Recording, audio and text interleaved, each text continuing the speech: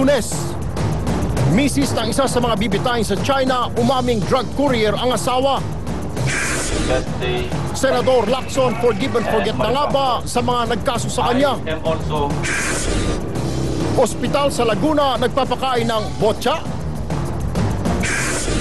Simpleng luslos na uwi sa impeksyon. Laman nilamon ng bakterya. Reklamo ng pasyente, aaksyonan natin. Ratings ni Pinoy bumangketa dahil sa biniling Porsche.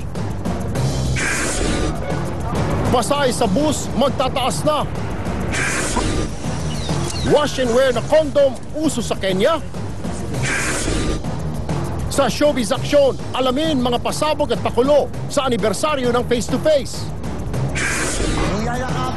At bagong kontrobersiya sa programang Willing Willing, sasagutin. Pasintabi po muli sa mga kapatid nating maagang naghahaponan. Medyo sensitibo po itong susunod naming balita. Isang simpleng kantina sa isang ospital sa Santa Rosa, Laguna ang binisto ng mismong mga empleyado nito. Ang inihahain daw nilang mga karne, may amoy na. Nang salakayin po ng mga otoridad ng kantin, wala nang bakas ng masangsang na karne. Pero hindi pa rin ito lusot dahil sa nakuha naming samples. Narito po ang eksklusibong report.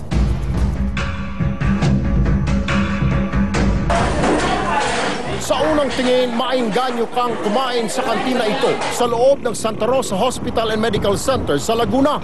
Malinis ang mga mesa at upuan. Naka-hairnet pa ang mga serbidora. Pero ang sikreto pala ay mismong nasa sangkap ng pagkain. Sumbong sa News 5 ng mismong mga empleyado ng kantin, ang karne raw na ginagamit nila, tila luma o malamang botsa. Yung pinakuluan po namin na pisngi po ng baboy, inabot na po kami ng ilang oras po, hindi pa rin po na tatanggal yung amoy. Ang matindi pa rito, mga pasyente ng ospital ang suki ng kantin.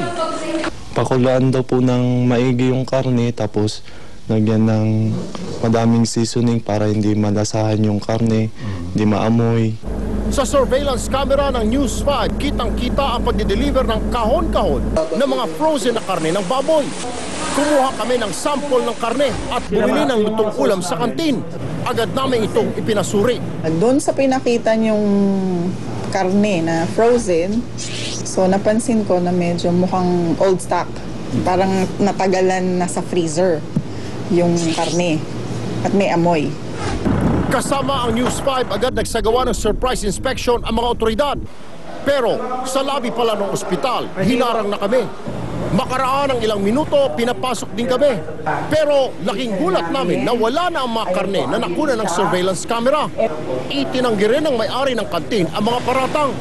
Hindi rin daw sila nagpapadeliver ng karne noong araw na nakuna namin sila ng video. Hindi po totoo yan. Nakita naman po ninyo, yan hanggang bukas yan, tapos na, ubos na naman. Panibagong delivery. Hindi po totoo yan. Pero pangako ng mga otoridad sa Laguna, matitikman ng kantin ni Aling Clarita ang kamay ng batas kung mapapatunayang tagilid ang sangkap na karne ng kanyang lutuin. At the most, kung talagang hindi siya safe, pwede naming ipasara. At with due process, of course.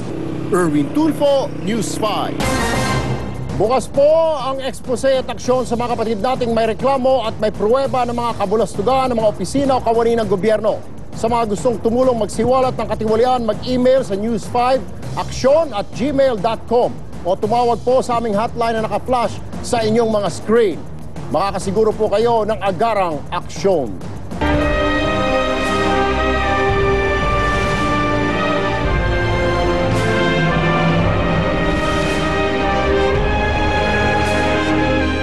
Lumantad na po si Senador Ping Lacson matapos ang higit isang taong pagtatago.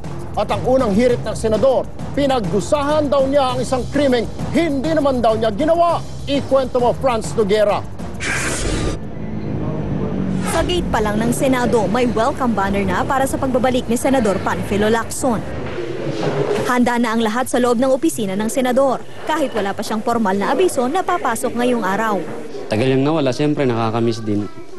Parang ang hirap kung sa bahay, ang hirap kumilos na wala yung tatay. Pasado alas 11 ng umaga, dumating na rin si Senador Lacson at ang pambungad niyang pahayag. The unvarnished truth is, I was made to suffer for a crime I did not commit against any senator. Handa na raw noong magtago habang buhay si Lacson. Handa rin daw siyang magsakripisyo at hindi na muling makita ang kanyang pamilya kung ito raw ang kapalit ng kanyang paghahanap ng hustisya. I was ready to spend the rest of my life in hiding. I was ready not to see my family ever again. I had only one rule to follow. Do not get caught. Pero matipid ang sagot ni Lacson sa mga tanong kung saan-saan siya nagtago sa loob ng higit 1 taon. Para na rin daw ito sa kaligtasan ng mga tumulong at kumupkop sa kanya. Yon, huhingi ako ng paumain sa inyo na hindi sagutin dahil gusto ko rin proteksyon ng maski paano yung mga taong nag-aruga sa akin. Itinanggi rin ni Lacson ang mga balitang may kasunduan sila at ng palasyo na poprotektahan siya.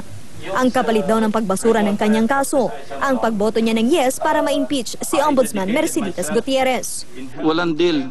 Kung inisip nyo yung impeachment ni Ombudsman Gutierrez at hindi ko pa rin alam kung paano ko i-address o kung ano yung decision na aking gagawin. Pero I'm not a shoe-in judge na boboto for the impeachment. May mensahe rin si Lacson sa pamilya Dacer. Well, open their eyes, Imulat na lang nila, huwag silang maging fixated masyado. I know how they feel. Kaya lang, huwag na masadang sara na yung mata at sa akin na lang nakatuon. Pagkatapos ng press con, dumiretso sa opisina si Lacson. Agad siyang sumabak sa trabaho at pinirmahan ang ilang dokumento. Mga documents daw na kanyang sinayin kanina? Yes, MOE, so maintenance and office funds namin. Medyo emotional, pero okay, siyempre masaya sila. Bukod sa kanyang staff, lubos siyempre ang kaligayahan ng pamilya ng senador. Hindi rin biro siyempre yung meron kang kapamilya na in hiding, tapos yung chances ba na baka matsambahan siya. Siyempre, yung takot kami, takot din kami. Kasi kwento pa ni Ronald J. Unang ginawa ng ama pag-uwi ay ang makipaglaro sa kanyang mga apo.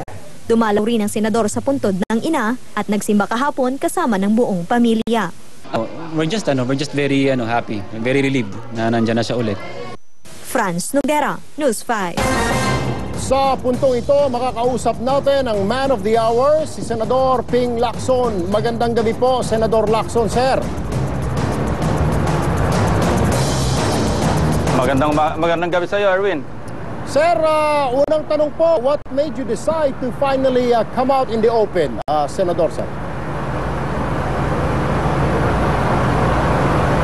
Wala na kasing legal impediment para sa pagbabalik ko sa ating bansa. Ano-ano po ang mga pumasok sa isipan ninyo ng mga panahong nagtatago kayo? What was the most difficult time or day for you, sir?